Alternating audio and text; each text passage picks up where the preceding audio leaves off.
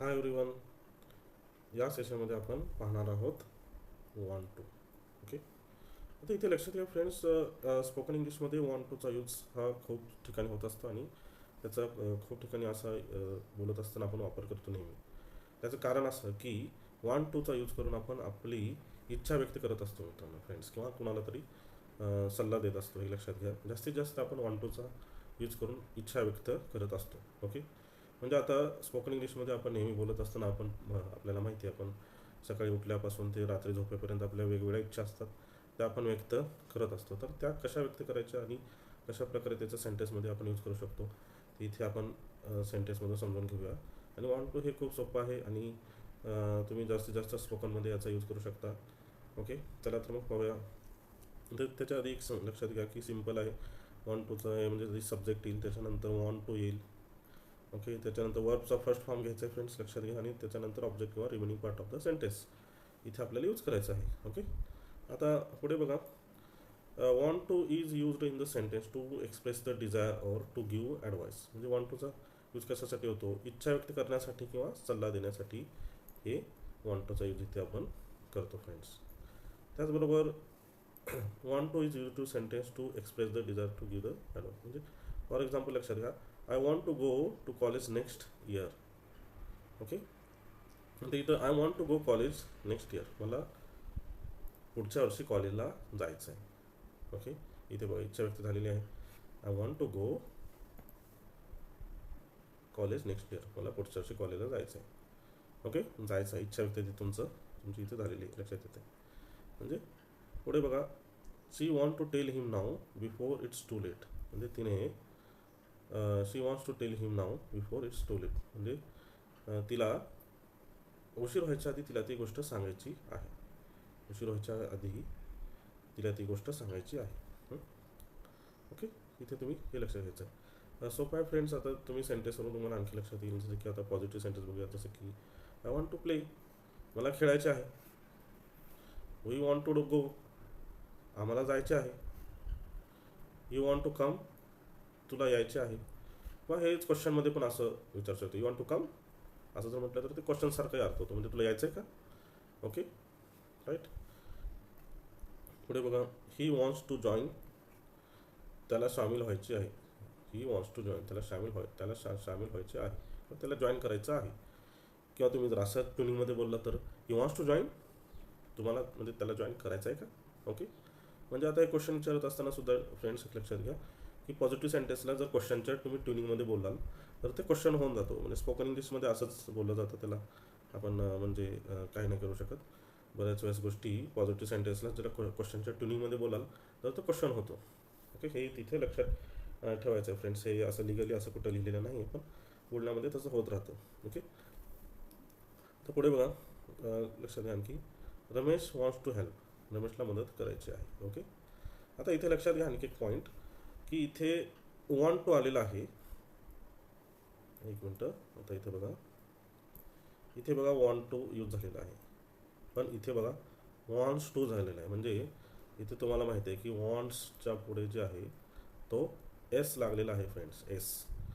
तर हे आपल्याला माहिती आहे की रूल, आपण जो सिम्पल प्रेझेंट टेन्स पाहिला त्याच्यामध्ये आपल्याला माहिती आहे की जो ही, शी, इट, परत कुठलेही कॉमन नाऊन म्हणजे सिंग्युलर कॉमन नाऊन, त्याचबरोबर कोणतंही जे प्रॉपर नाऊन आहे त्याच्या पुढे आपण यस प्रत्यय लावतो, म्हणजे वर्बच्या पुढे. त्याच पद्धतीने इथे वॉन्टला यस प्रत्यय लागून इथे वॉन्ट्स टू झालेला आहे. इतकंच झालेलं आहे फ्रेंड्स. हा तुम्हाला फरक इथे लक्षात आलेला असेल. ओके. इथे आहे, थोडं लक्षात घ्या तुम्ही. पुढे बघा, रमेश वॉन्ट्स टू हेल्प, रमेशला मदत करायची आहे. शी वॉन्ट्स टू जॉईन किंवा शी वॉन्ट्स टू ड्राईव्ह, तिला गाडी चालवायची आहे. ओके. थोडं सेंटेन्स इथे चुकीचं प्रिंट झालं आहे. परत they wants to dance, they want to dance, त्यांना डान्स करायचा आहे. Okay. I want to do MBA, मला MBA करायचं आहे. I want to talk to you, मला तुझ्याशी बोलायचं आहे. I want to talk to you, मला तुझ्याशी बोलायचं आहे. सेंटेन्सकडे लक्ष द्या फ्रेंड्स, कारण स्पोकन इंग्लिशमध्ये याचा खूप सारा यूज होतो. त्याच्यामुळे तुम्ही हे सेंटेन्स चांगल्या प्रकारे लक्षात घ्या, जेणेकरून तुम्हाला स्पोकन इंग्लिशमध्ये बोलत असताना खूप इझी होऊन जाईल. ओके.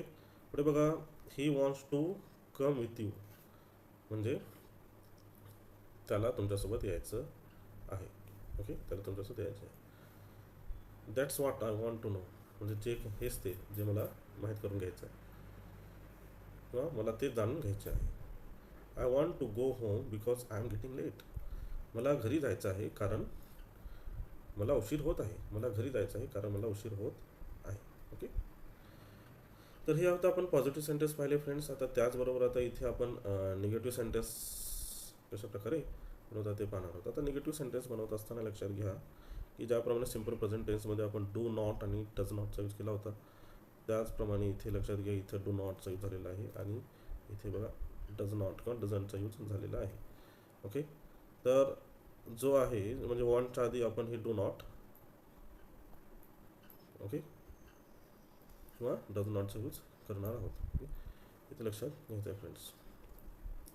आता जसं की he does not want to waste his time. म्हणजे त्याला आपला वेळ वाया घालवायचा नाही. त्याला आपला वेळ वाया घालवायचा नाही. I don't want to play. मला खेळायचे नाही. ओके, म्हणजे इथे तुमच्या लक्षात येत आहे निगेटिव्ह सेंटेन्स बनवत असताना जसं तुम्ही इच्छा व्यक्त करून दाखवलात पॉझिटिव्ह सेंटेन्समध्ये, त्याचबरोबर इथे तुमची इच्छा नाही हे दाखवण्यासाठी तुम्ही निगेटिव्ह सेंटेन्सचा यूज करत आहात. म्हणजे तुमची इच्छा नाही हे तुम्ही इथे दाखवत आहात. परत they don't want to go. त्यांना जायचे नाही. Ramesh doesn't want to dance. रमेशला डान्स करायचा नाही. We don't want to sing. आपलं गाणे म्हणायचं नाही. She doesn't want to make cake. तिला केक बनवायचा नाही. ओके, हे तुम्ही इथे लक्षात घेतलेलं आहे. ओके, आता थोडंसं इथे एक सेंटेन्स थोडंसं वेगळं आहे बघा. I didn't want to tell you this on the phone. इथे लक्षात घ्यायचं आहे फ्रेंड्स की इथे बघा थोडंसं जे सेंटेन्स जे आहे की I didn't want to tell you this on the phone, म्हणजे मला हे तुला फोनवरती सांगायचं नव्हतं. इथे बघा डिडंटचा यूज झालेला आहे. तर डिडंटचा यूज आपल्याला माहिती आहे की सिम्पल पास्ट टेन्समध्ये आपण डिडंटचा यूज करतो, म्हणजे डिडंट.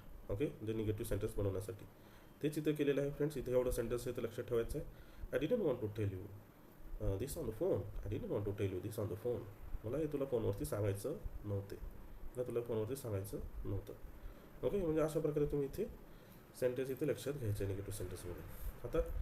आता बघा इथे क्वेश्चन्स बनवत असताना आपल्याला इथे लक्षात घ्यायचं आहे फ्रेंड्स की क्वेश्चन बनवत असताना इथे डूचा यूज करायचा आहे आणि डजचा यूज करायचा आहे. डूचा यूज कुठे करायचा आणि डजचा यूज करायचा कुठं आहे तर हे तुम्हाला एक अंदाज आला असेल. म्हणजे ही शी इट कॉमन नाऊन आणि प्रॉपर नाऊन जे आहे त्याच्यासमोर डजचा यूज करायचा आहे आणि बाकीच्यांपुढे डूचा यूज करायचा आहे. हे तुम्हाला एक अंदाज लक्षात आला असेल. म्हणजे क्वेश्चन्स कसे होतात बघा.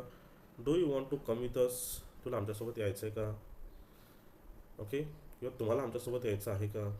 Okay, does she want to join us. तिला जॉईन करायचं आहे का. ओके, म्हणजे इथे तुमच्या लक्षात येत आहे की हे जे सेंटेन्स आपण जे आहे स्पोकन इंग्लिशमध्ये ह्याचा खूप फ्रेंड्स यूज होतो आणि जास्तीत जास्त तुम्ही इथं विचारत असता की एखाद्याची इच्छा आहे का. Do you want to come with us. तुला आमच्यासोबत यायचं आहे का. Do you want to join with us. तुला आम्हाला आमच्यासोबत जॉईन करायचं आहे. Do want to eat it. तुला ते खायचं आहे का. Do want to have coffee. तुला कॉफी घ्यायची इच्छा आहे का किंवा तुला कॉफी घ्यायची आहे का. ओके, अशा प्रकारे तुम्ही तिथं क्वेश्चन्स बनवू शकता. ओके, परत does she want to reach there. म्हणजे तिला तिथं पोहोचायचं आहे का. Okay, does she want to drive car. म्हणजे तिला गाडी चालवायची आहे का. अशा प्रकारे क्वेश्चन तुम्ही बनवू शकता. आता हे पुढे बघा फ्रेंड्स.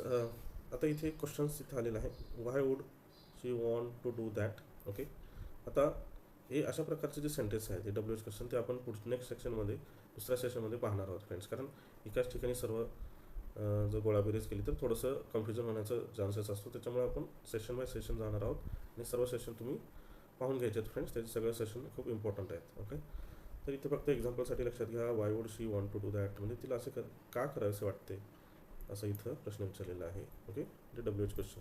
पुढे what do you want to do this weekend.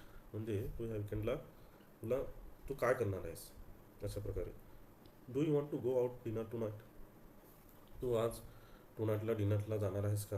Okay, which flavour of the ice cream do you want to try. म्हणजे कोणत्या प्रकारचं आईस्क्रीमचा फ्लेवर तू ट्राय करणार आहेस किंवा तुला ट्राय करायचं आहे. ओके, परत who wants to play a game.